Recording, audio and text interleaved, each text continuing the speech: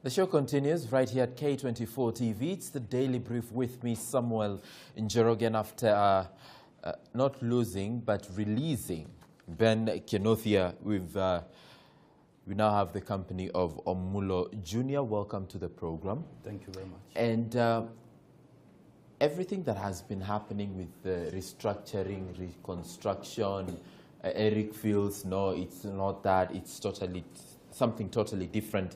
When it comes to the Big Four agenda, do you feel the youth are accommodated in the flow of implementation? Actually, the Big Four agenda is a good idea. And we feel that we are yet to be involved because it has come at a time when the government is reviewing the national youth policy. And we believe that on the Big Four agenda, we want to tap in on a few areas like manufacturing, healthcare, and also food security, which is a function that has been devolved, which is now taken up by the county government. The only thing that we really need to do is to be brave enough and see how best we can tap into these opportunities. But at the same time, there's no clear strategy, a roadmap that now will make us come in and tap into this opportunity. Do you feel this delivery team will give you that roadmap and structure that you're looking for? Of course, if the delivery team are going to focus and they're going to reduce the level of corruption, because we believe that there are people who are taking this Big Four agenda as an opportunity to make deals and also to make profits. But now, if this is reduced, these people are focused, then we believe that the young people will be able to tap into that. Who are these people making deals? You know, you're an MCA. Who are these people making deals? Can we just cross over to Consolata Shrine, that memorial service that is currently ongoing, just listening to what's happening there? We'll be back with more, and maybe Kiroga will tell us who are these people making deals, as Omulo alleges.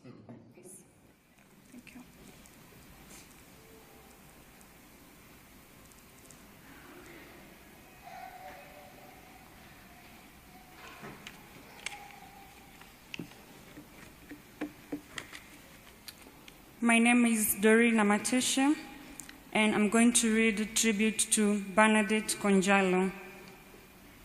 I first met Bernadette during my first interview at Dusit D2, Nairobi in 2014. Upon joining the team, she took me under her wing. She was tough, but focused on delivery of work. I got to understand her style of working. I also got to know her very well as an individual. She had such an impressionable personality and effortlessly commanded respect and admiration in equal measure. Through the years, I can confidently say that Bernadette became a mother to me. Indeed, she was a mother to many. She became my coach and a coach to many. She became my leader and a leader to many. She was my mentor and a mentor to many others in the Dusit D2 fraternity and beyond. Many of us are where we are today because of her great contribution to our professional and personal lives. Bernadette's sense of humor, sense of fashion, excellent communication skills, and a positive outlook towards life were greatly admirable. She was a go-getter and very enterprising. Professionalism and an outstanding business acumen defined her. She instilled and practiced the Dusit D2 mission and vision, beliefs and values to the latter. This is why and how she remained a star employee over the years and enjoyed career growth along the way. There are times I faced challenges at work. There are times I had tough assignments that I did not know how to handle. During one of these times, Bernadette instinctively picked up my anxiety and went ahead to encourage and guide me as a mother or teacher would.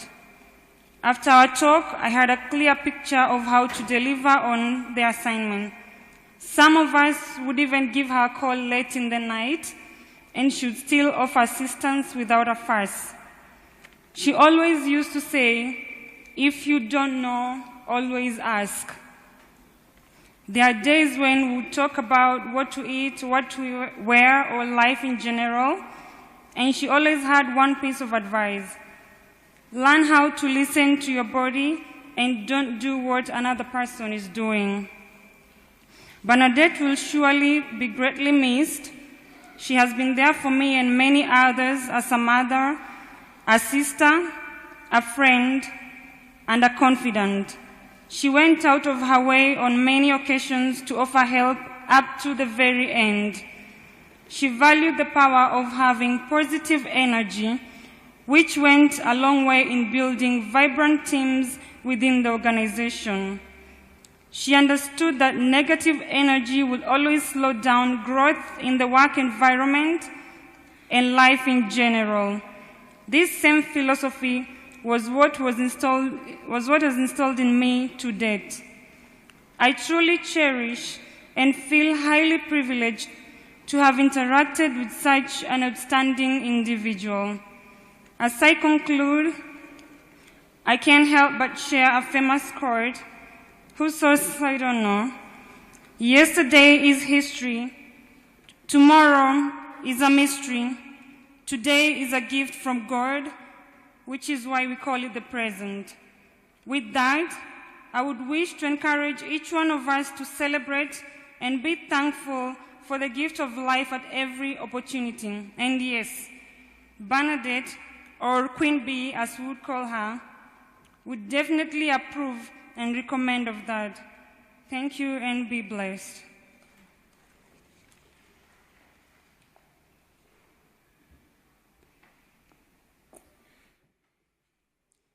I'm Millicent Juma. I'll read a tribute to Trufosa Nyaboke. Sorrow fills our hearts this sad moment, a sorrow that is deep and personal, and our lives will be empty in the areas she had brightened. I would like to speak in celebration of her life, a life that exemplified brilliance, a life that inspired emulation, a life that burned so that other parts were lit. I have known Trufosa since 2012 when she joined Sarova as hotel operational trainee. She was a strategic thinker, visionary, logical, creative, and reserved, and generously shared with us her expertise and skills. She initiated good working relationship, built trust on us, and the title Madam was rarely used in the department. We referred to her as Turu, Mama Aizo. Trufosa was a living proof of how fine, simple, and a nice a person can be. To me, she was more than a boss, but a leader, a sister, a friend, and a confidant. We shared deep secrets and thoughts, and should not make decisions without involving me, as most of the time she would tell me, Millie, the Kisi in me will guide me to make a wrong decision. Please assist. Is it okay, or can I make changes? It's still fresh, and the scene may not fade any soon. I still remember how strong-willed Trufosa was until her last breath. Things happened very fast, and within minutes, I was in the hospital. I saw my friend fight for her life. I saw the doctors struggle to save her life. She was hurriedly moved to ICU, and I pushed myself inside in between doctors to witness what was going on and witness with how she would regain her consciousness. She was bleeding profusely. She was on the 8th pint. I saw additional doctors run to her room, and within minutes, the room was full. They didn't want anyone in, but I forced my way, and I kept insisting to the doctors she was my blood sister, and I must know the progress. Things were now becoming worse, and I had the doctors ask for adrenaline, and in a minute, another and another and another, and I started becoming numb. I couldn't move outside the ICU and resorted to praying as I realized crying was not helping me anymore. Mom arrived with husband and auntie and couldn't be allowed in the room as things were now worsening. Her cousins kept the faith alive. She wanted to know how her daughter was faring and was already dazed. My body became weak. I was helpless. I was told she was bleeding from the lungs and I was ready to donate to help her sister. I saw my friend grasp her last breath. I saw her stretch her left leg and I thought things were getting better and Trufosa was gaining conscious. After 2 minutes, I saw 2 doctors walk out of the room and I ran after them with an anguish to know what was going on, but they did not utter a word. I had to let it loose. I was uncontrollable. They walked out one by one. One of them broke the sad news. Her heart has stopped. It was unbelievable. I was confused and was asking God questions which I did not get the answers. It was hard to believe. She was normal and we were not going to celebrate February as we had early planned. If roses grow in heaven, Lord, please pick a bunch for me, place them in her arms and tell her they are from me. Tell her the reception she gave me when I joined Dusit, my first day, the bouquet of flowers, the love will forever be in my heart. Lord, please tell her we will always call Mom to check on Isaac, just how she would have wished it. Tell her the children that she has left behind. Every time she was about to take days or when she was taking her leave days, she would tell me, Millie, please take care of the children. She would call the department, the staff children, and she would tell me, ensure the children are okay and safe. But don't be too motherly. Hit where necessary. Now that you are gone, I shall take care of the children. I'll not leave the children to be orphans.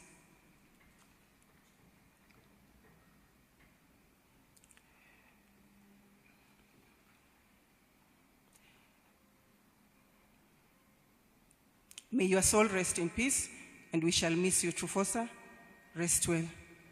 Thank you.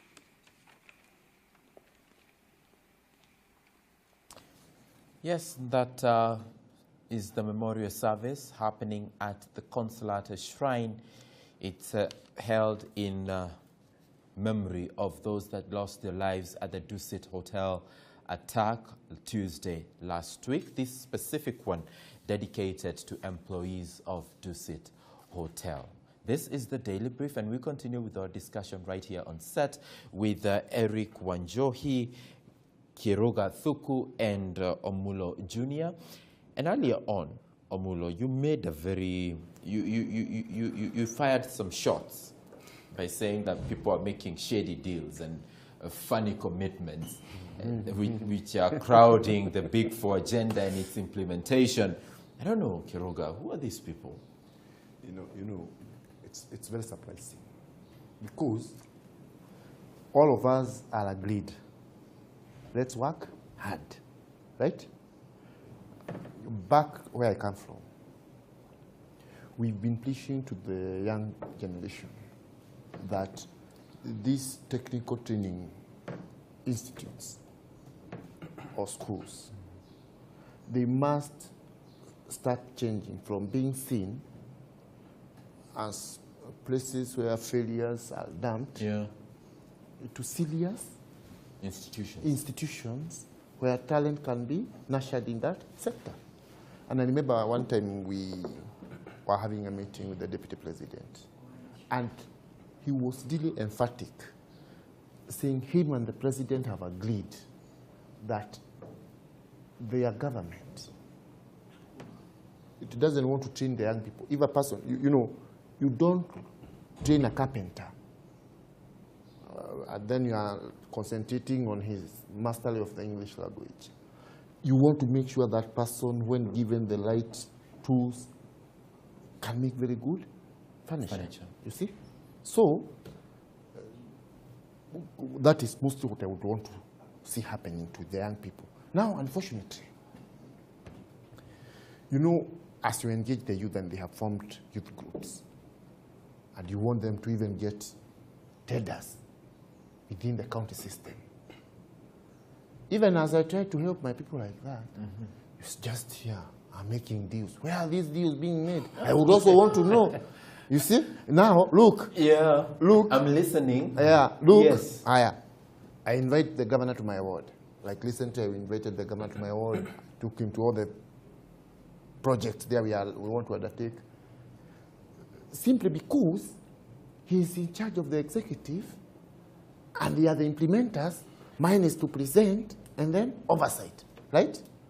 Hell, then you are followed by this story. Hey, they are making the deals with governor. Which deals are the question, these? Omulo? No, it's not answering the question. Yes. Because you see, as an MCA, he should tell us what they are doing at the county level to create an environment for participation and participation of the youth, and also economic and social development. In Nairobi, we used to have what we call Nairobi County Youth Board, which is supposed to work on policy development and also to enhance, a strategy and a framework that will enable the young people now to get these tenders. But when I talked about the deals in the Big Four agenda, what I meant, we are aware of 35 companies that are already aligned to build affordable housing for at a cost of 2.6 trillion. That is the deals that we are talking about. If we forget about from these your deals, sources. yes, from my sources. Yes. In fact, reliable sources.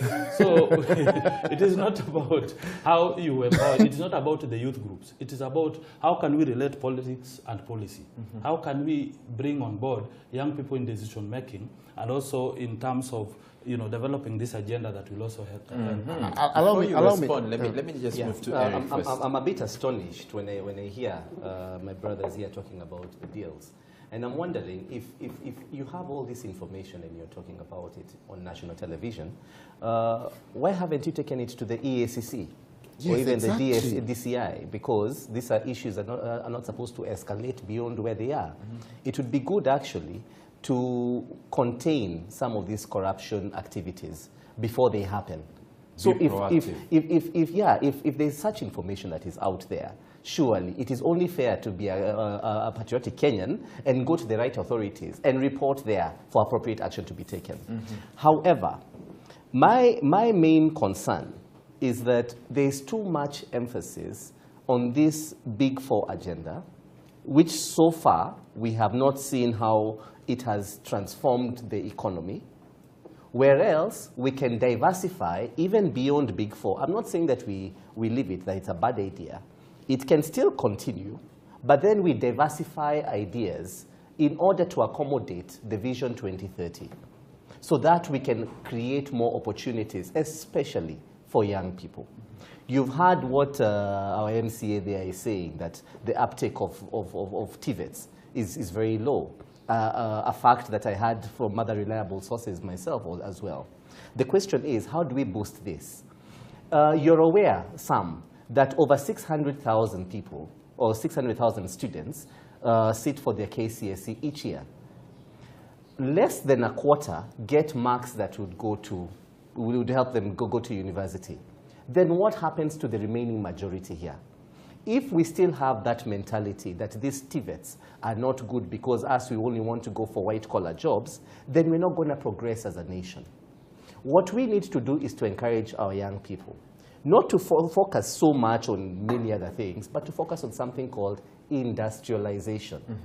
Setting up cottage industries in their areas, wherever they are. Do they have what are the strong points? Do they have the enabling environment? Yes, because what do you have? What do you have at your farm? You have a farm which is fertile, for instance, where the MCA comes from. Is it yours? It may not be yours as per se, but it's family property that you can be able to actually get consent to utilize it for productive means. And most people, when they have family land, all what they need is somebody who will come up with good ideas that would make it more productive. So if our MCA can start up projects to boost agro-processing, to boost small cottage industries within those areas, then we can be able to capitalize on the current infrastructure that we have.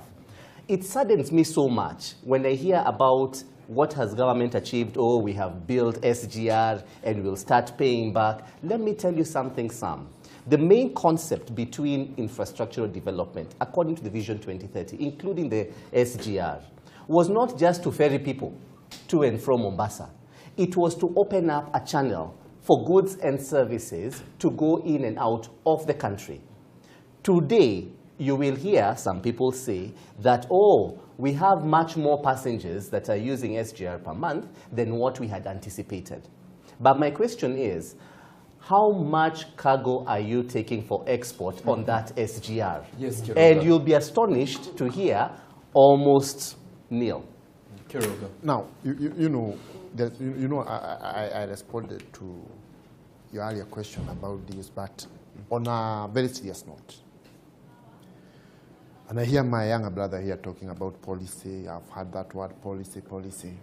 But from where I start, people talk of, you go to seminars, you tackle this policy, this one. Personally, what I'm most interested in is seeing whatever policy is being spoken about being transformed into practical action on the ground. The issue of youth empowerment is very, very, very diverse. And when you talk of youth empowerment, you must have a clear long-term plan. You just, here, we just deal with the symptoms of, at the top level. Huh? You want to give youth, I don't know. Scratch the service. But you see, we have to get a good education system. That is where molding the youth properly starts. And that is why, for example, right now, we're in the process of offering bursaries to the needy students. I can do no deal in the allocation of those bursaries. I have to ensure they go to the most needy cases. Now, these youth, some will go to tertiary institutions, but quite a large number, you must realize, it will go to the villages. And that is why we are promoting the issue of TVETs, right? As an alternative, a job creating alternative, because immediately those you complete those courses, they have a labor market. Now, we have other youth like in the border sector, right? I realized in my world, these people were having a lot of conflict with police. I started a class in my ward where the school came there, they are being trained there, and they will get licenses. You see? Yeah. So they will be able to operate legally. We are having a conversation about young people. Yes. We've got one seated right here. I don't know whether what Eric and Kiroga here are saying is making any sense to you. First of all, I wanted to respond to Eric. You don't take my statement so much serious because, Oh, we shouldn't. The way make it. Why make a statement on national TV if it's so serious? I said that we are aware of 35 companies that have aligned themselves to build those houses. That is not a... And why are you not reporting? And then, again, why are you not when I reporting talk that? about youth empowerment, Yes. as he's saying, it's not about, education. Young people are well equipped with good skills. And in fact, globally, we are rated as the most innovation. Young people are innovative in this country. So I believe that we don't have the right strategy on how we can empower the young people. Recently, actually, in this government, we have come up with the Employment Authority Act, which was, implemented in Parliament and also assented to by President, which is supposed to collect and come up with a database of different skills, because see, different counties have different competitive advantage and also, dynamics that needs to come up with a different resource. So I believe that as an MCA, we need to come up with strategies and good policies that will give us a good framework on how we can empower and develop these young people at the county level. Yeah, Okay, and should we take that one seriously? Of course. That one we can take and seriously. Kiroga, look, Let's take a break first, Kiroga, and we'll be back in a moment.